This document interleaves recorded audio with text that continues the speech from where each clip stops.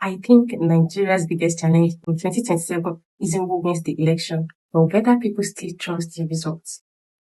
Hi, welcome to another episode of FactCheck and FactCheck Africa.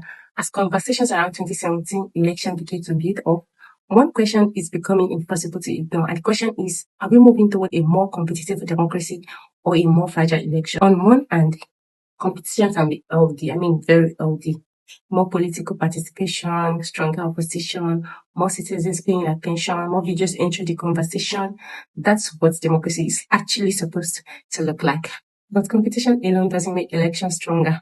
Because at the same time, Nigeria is entering this election cycle with rising misinformation, growing political polarization, declining trust in institutions, and a digital space where narratives can spread faster than facts.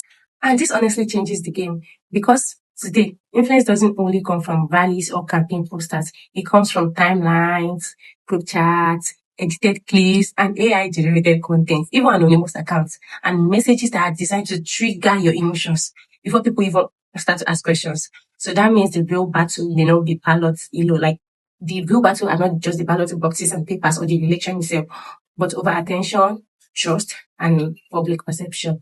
So the question isn't whether 2027 will be competitive. So whether we can build an environment where people trust the process enough to accept outcomes, question responsibly, and choose facts over political convenience, because democracy doesn't break in one dramatic moment. Sometimes it just gets weak silently, the over unclaimed narrative, manipulated narrative, or even lost in trust. And if trust is the actual problem, it would mean that nobody really wins the election.